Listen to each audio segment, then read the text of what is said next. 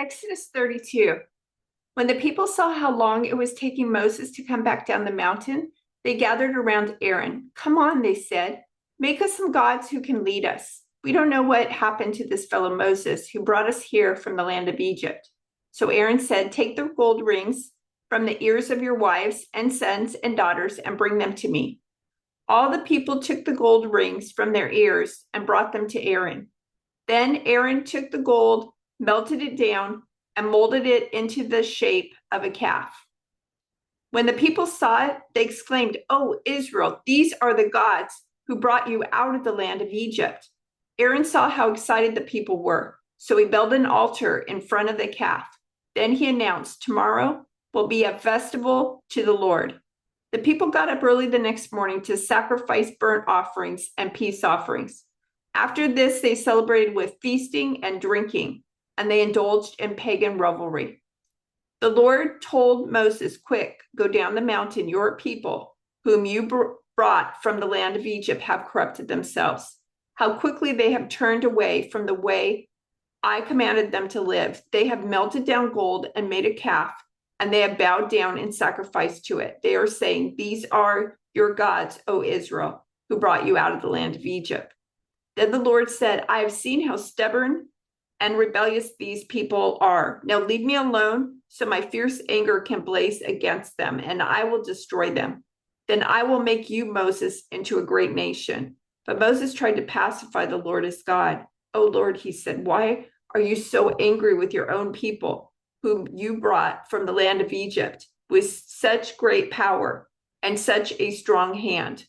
Why let the Egyptians say their God rescued them with the evil intention of slaughtering them in the mountains and wiping them from the face of the earth? Turn away from your fierce anger. Change your mind about this terrible disaster you have threatened against your people. Remember your servants, Abraham, Isaac, and Jacob.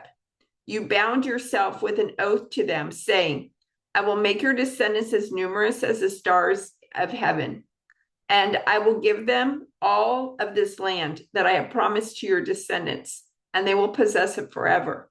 So the Lord changed his mind about the terrible disaster he had threatened to bring on his people. Then Moses turned and went down the mountain. He held in his hands the 2 stone tablets inscribed with the terms of the covenant. They were inscribed on both sides, front and back. These tablets were God's work. The words on them were written by God himself. When Joshua heard the boisterous noise of the people shouting below them, he exclaimed to Moses, "It sounds like war in the camp." But Moses replied, "No, it's not a shout of victory, nor the wailing of defeat. I hear the sound of a celebration." When they came near the camp, Moses saw the calf and the dancing, and he burned with anger. He threw the stone tablets to the ground, smashing them at the foot of the mountain. He took the calf they had made and burned it. Then he ground it into powder, threw it into the water, and forced the people to drink it. Finally, he turned to Aaron and demanded, "What did these people do to you to make you bring such terrible sin upon them?" "Don't get so upset, my lord," Aaron replied. "You yourself know how evil these people are. They said to me, 'Make us gods who will lead us.' We don't know what happened to this fellow Moses, who brought us here from the land of Egypt. So I told them, 'Whoever has gold jewelry, take it off.' When they brought it to me, I simply threw it into the fire, and out came this calf." Moses saw that Aaron had let the people get completely out of control, much to the amusement of their enemies. So he stood at the entrance to the camp and shouted, "All you who are on the Lord's side, come here and join me." And all the Levites gathered around him. Moses told them, "This is what the Lord, the God of Israel, says. Each of you take your swords and go back and forth from one end of the camp to the other. Kill everyone, even your brothers, friends, and neighbors." The Levites obeyed Moses' command, and about 3,000 people died that day. Then Moses told the Levites, "Today you have ordained yourselves for the service of the Lord, for you obeyed him, even though it meant killing your own sons and brothers. Today you have earned a blessing." The next day, Moses said to the people, "You have committed a terrible sin, but I will go back up to the Lord on the mountain. Perhaps I will be able to obtain forgiveness for your sin." So Moses returned to the Lord and said, "Oh, what a terrible sin these people have committed. They have made gods of gold for themselves. But now, if you will only forgive their sin, but if not, erase my name from the record you have written." But the Lord replied to Moses, "No, I will erase the name of everyone who has sinned against me. Now go, lead the people to the place I told you about. Look, my angel will lead the way before you. And when I come to call the people to account, I will certainly hold them responsible for their sins." Then the Lord sent a great plague upon the people because they had worshipped the calf Aaron had made. The Lord said to Moses, "Get going, you and the people you brought up from the land of Egypt. Go up to the land I swore to give to Abraham, Isaac, and Jacob. I told them, I will give this land to your descendants, and I will send an angel before you to drive out the Canaanites, Amorites, Hittites, Perizzites, Hivites, and Jebusites. Go up to this land that flows with milk and honey, but I will not travel among you, for you are a stubborn and rebellious people. If I did, I would surely destroy you along the way." When the people heard these stern words, they went into mourning and stopped wearing their jewelry and fine clothes. For the Lord had told Moses to tell them, "You are a stubborn and rebellious people. If I were to travel with you for even a moment, I would destroy you. Remove your jewelry and fine clothes while I decide what to do with you." So from the time they left Mount Sinai, the Israelites wore no more jewelry or fine clothes. It was Moses' practice to take the tent of meeting and set it up some distance from the camp. Everyone who wanted to make a request to the Lord would go to the tent of meeting outside the camp. Whenever Moses went out to the tent of meeting, all the people would get up and stand in the entrances of their own tents. They would all watch Moses until he disappeared inside. As he went into the tent, the pillar of cloud would come down and hover at its entrance while the Lord spoke with Moses. When the people saw the cloud standing at the entrance of the tent, they would stand and bow down in front of their own tents. Inside the tent of meeting, the Lord would speak to Moses face to face as one speaks to a friend. Afterward, Moses would return to the camp, but the young man who assisted him, Joshua, son of Nun, would remain behind in the tent of meeting. One day Moses said to the Lord, "You've been telling me, take these people up to the promised land, but you haven't told me whom you will send with me. You have told me, I know you by name, and I look favorably on you.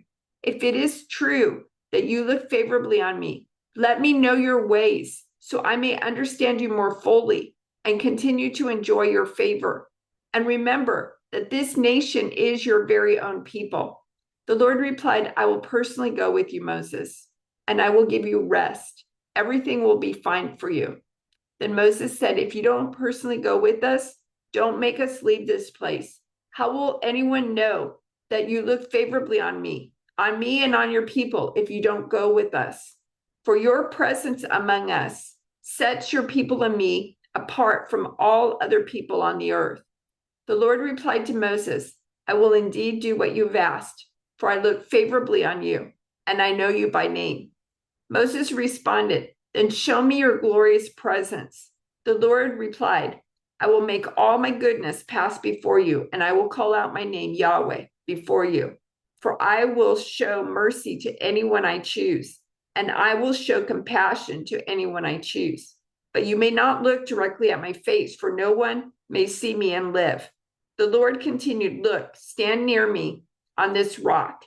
As my glorious presence passes by, I will hide you in the crevice of the rock and cover you with my hand until I have passed by. Then I will remove my hand and let you see me from behind, but my face will not be seen." Then the Lord told Moses, "Chisel out 2 stone tablets like the first ones. I will write on them the same words that were on the tablets you smashed. Be ready in the morning to climb up Mount Sinai and present yourself to me on the top of the mountain. No one else may come up with you. In fact, no one is to appear anywhere on the mountain. Do not even let the flocks or herds graze near the mountain." So Moses chiseled out 2 tablets of stone like the first ones. Early in the morning, he climbed Mount Sinai as the Lord had commanded him, and he carried the 2 stone tablets in his hands. Then the Lord came down in a cloud and stood there with him, and he called out his own name, Yahweh. The Lord passed in front of Moses, calling out, Yahweh, the Lord, the God of compassion and mercy. I am slow to anger and filled with unfailing love and faithfulness. I lavish unfailing love to 1,000 generations. I forgive iniquity, rebellion, and sin, but I do not excuse the guilty. I lay the sins of the parents upon their children and grandchildren. The entire family is affected, even children in the 3rd and 4th generations. Moses immediately threw himself to the ground and worshiped. And he said, O Lord, if it is true that I found favor with you, then please travel with us. Yes, this is a stubborn and rebellious people, but please forgive our iniquity and our sins. Claim us as your own special possession. The Lord replied, Listen, I am making a covenant with you in the presence of all your people. I will perform miracles that have never been performed anywhere in all the earth or in any nation. And all the people around you will see the power of the Lord, the awesome power I will display for you. But listen carefully to everything I command you today. Then I will go ahead of you and drive out the Amorites, Canaanites, Hittites, Perizzites, Hivites, and Jebusites. Be very careful never to make a treaty with the people who live in the land where you are going. If you do, you will follow their evil ways and be trapped. Instead, you must break down their pagan altars, smash their sacred pillars, and cut down their Asherah poles. You must worship no other gods, for the Lord, whose very name is jealous, is a God who is jealous about his relationship with you. You must not make a treaty of any kind with the people living in the land. They lust after their gods, offering sacrifices to them. They will invite you to join them in their sacrificial meals, and you will go with them. Then you will accept their daughters, who sacrifice to other gods, as wives for your sons. And they will seduce your sons to commit adultery against me by worshiping other gods. You must not make any gods a molten metal for yourselves. You must celebrate the festival of unleavened bread. For 7 days, the bread you eat must be made without yeast, just as I commanded you. Celebrate this festival annually at the appointed time in early spring in the month of Abib, for that is the anniversary of your departure from Egypt. The firstborn of every animal belongs to me, including the firstborn males from your herds of cattle and your flocks of sheep and goats. A firstborn donkey may be bought back from the Lord by presenting a lamb or a young goat in its place. But if you do not buy it back, you must break its neck. However, you must buy back every firstborn son. No one may appear before me without an offering. You have 6 days each week for your ordinary work, but on the 7th day, you must stop working, even during the seasons of plowing and harvest. You must celebrate the festival of harvest with the first crop of the wheat harvest and celebrate the festival of the final harvest at the end of the harvest season. 3 times each year, every man in Israel must appear before the sovereign, the Lord, the God of Israel. I will drive out the other nations ahead of you and expand your territory, so no one will covet and conquer your land while you appear before the Lord your God 3 times each year. You must not offer the blood of my sacrificial offerings together with any baked goods containing yeast, and none of the meat of the Passover sacrifice may be kept over until the next morning. As you harvest your crops, bring the very best of the first harvest to the house of the Lord your God. You must not cook a young goat in its mother's milk. Then the Lord said to Moses, write down all these instructions, for they represent the terms of the covenant I am making with you and with Israel. Moses remained there on the mountain with the Lord 40 days and 40 nights. In all that time, he ate no bread and drank no water And the Lord wrote the terms of the covenant, the 10 commandments, on the stone tablets. When Moses came down Mount Sinai carrying the 2 stone tablets inscribed with the terms of the covenant, he wasn't aware that his face had become radiant because he had spoken to the Lord. So when Aaron and the people of Israel saw the radiance of Moses' face, they were afraid to come near him. But Moses called out to them and asked Aaron and all the leaders of the community to come over, and he talked with them. Then all the people of Israel approached him, and Moses gave them all the instructions the Lord had given him on Mount Sinai. When Moses finished speaking with them, he covered his face with a veil.